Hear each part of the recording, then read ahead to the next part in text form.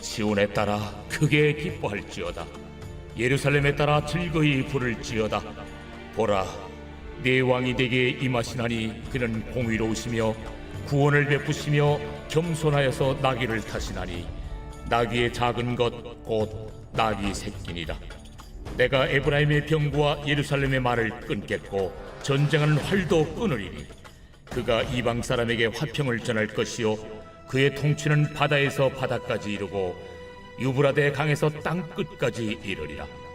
또 너로 말할진대 내 언약의 피로 말미암아 내가 네 갇힌 자들을 물 없는 구덩이에서 놓았나니 갇혀 있으나 소망을 품은 자들아 너희는 요새로 돌아올지니라. 내가 오늘도 이르노라. 내가 네게 갑절이나 갚을 것이라. 내가 유다를 당긴 활로 삼고 에브라임을 띄운 화살로 삼았으니 시온아, 내가 네 자식들을 일으켜 헬라 자식들을 치게 하며 너를 용사의 칼과 같게 하리라. 여호와께서 그들 위에 나타나서 그들의 화살을 번개같이 쏘아내실 것이며 주 여호와께서 나팔을 불게 하시며 남방 회오리 바람을 타고 가실 것이라.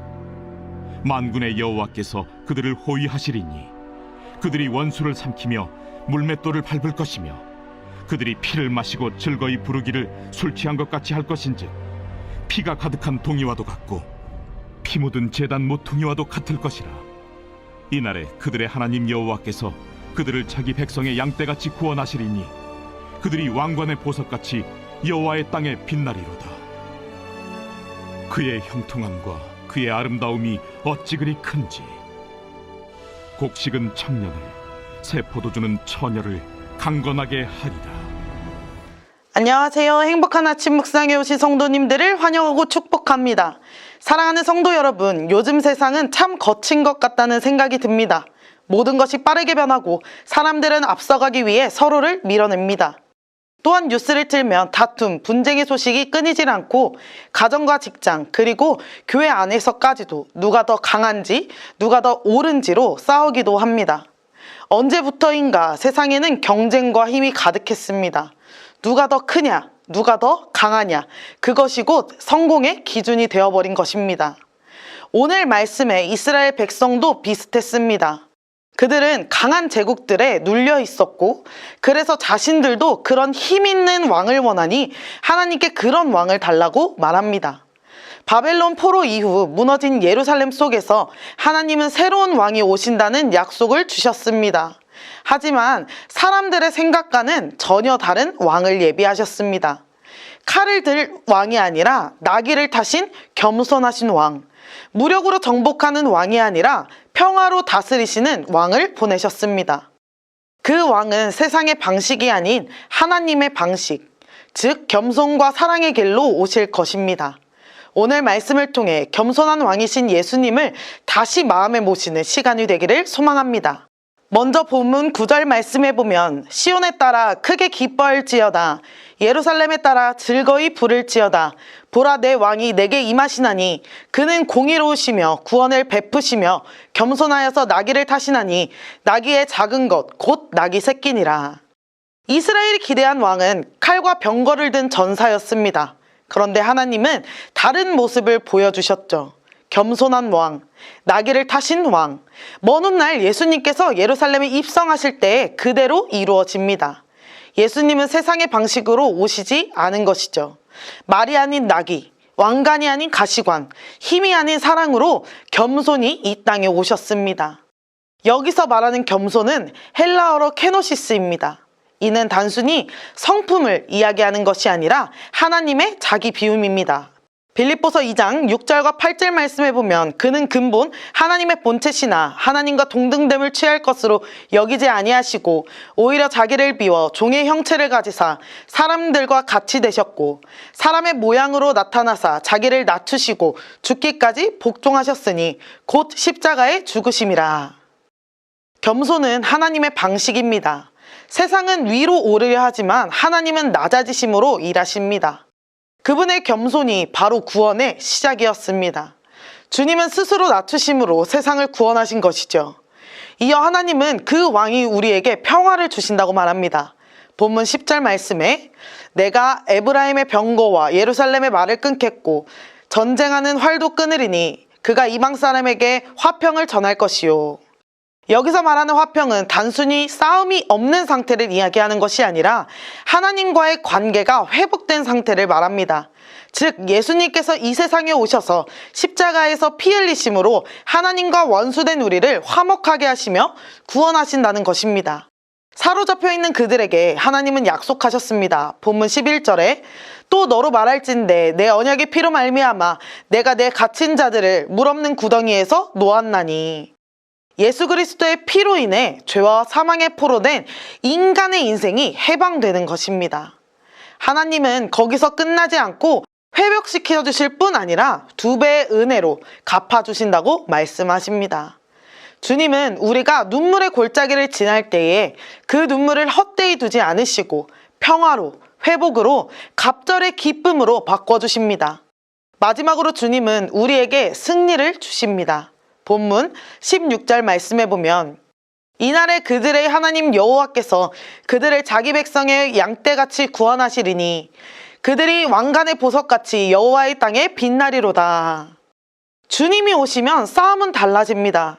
이제 이스라엘이 스스로 싸우는 것이 아니라 하나님이 그들을 위해 싸우시기 때문입니다. 하지만 이때 우리가 싸워야 할 진짜 전쟁은 사람과의 싸움이 아니라 믿음을 지키는 싸움, 죄와 유혹, 그리고 낙심과의 싸움입니다. 하나님은 그 싸움 가운데서 우리를 빛처럼 반짝이게 하십니다. 사랑하는 천안침례교회 성도 여러분, 여전히 우리가 살아가는 세상은 싸움과 경쟁이 가득합니다. 그 가운데 우리는 죄와 사망의 포로가 되어 살아갑니다. 그런 우리들에게 주님은 높이 오시지 않고 겸손히 오셔서 우리를 구원해 주십니다. 하나님은 언제나 우리가 예상하지 못한 방식으로 일하시죠. 사람들은 강한 왕을 기다렸지만 겸손한 왕을 보내셨고 칼로 이길 줄 알았지만 사랑으로 이기셨습니다. 이처럼 예수님은 세상의 높음이 아니라 낮아짐의 길을 걸으신 것이죠. 십자가라는 가장 낮은 자리에서 하나님의 구원이 시작된 것입니다. 우리에게 필요한 것은 더 큰 힘이나 더 빠른 속도가 아닙니다. 주님 앞에 다시 겸손히 사는 마음이죠. 주님이 내 삶의 왕자에 앉으실 때에 내 안의 죄와 두려움과의 싸움을 멈추게 하시고 평화를 주십니다. 그리고 그 평화는 하나님의 승리입니다. 왜냐하면 겸손은 패배의 자세가 아니라 하나님이 일하실 통로이기 때문입니다. 우리가 내려놓을 때에 하나님이 일하시고 우리가 엎드릴 때에 하나님이 일하십니다. 오늘 이 시간 겸손히 주님 앞에 엎드리시길 바랍니다. 우리 마음에 주님이 평화의 왕으로 오시기를 소망합니다. 주님이 우리의 마음을 다스리실 때에 혼란은 질서로, 불안은 평안으로, 상처는 회복으로 바뀝니다. 겸손한 왕이신 예수님께서 오늘 우리의 삶에도 평화를 세워주실 줄 믿습니다. 함께 기도하겠습니다. 사랑의 하나님 아버지, 세상은 여전히 힘으로 다투고 우리 마음도 종종 불안과 두려움으로 싸웁니다. 오늘 이 시간 주님이 내 마음의 왕이 되기를 원합니다. 주님의 평화로 내 마음의 전쟁을 멈추게 하여 주시고 주님의 은혜로 내 삶의 혼란을 다스려 주옵소서. 겸손한 자리에서 참된 승리를 바라보게 하여 주시고 오늘 하루도 주님의 방식, 주님의 마음으로 살게 하여 주옵소서. 감사드리며 예수 그리스도의 이름으로 기도드립니다. 아멘. 주와 함께 걸어가리라. 모든 길을 주실래. 주 뜻 안에 나 살아가리. 주의 약속은 영원해.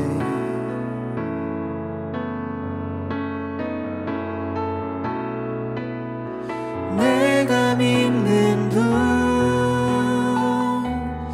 예수,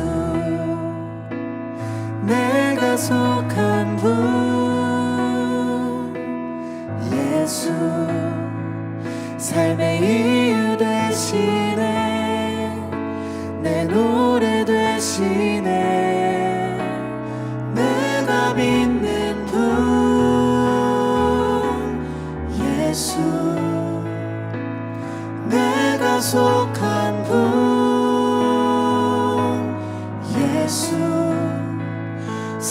이유 되시네 내 노래 되시네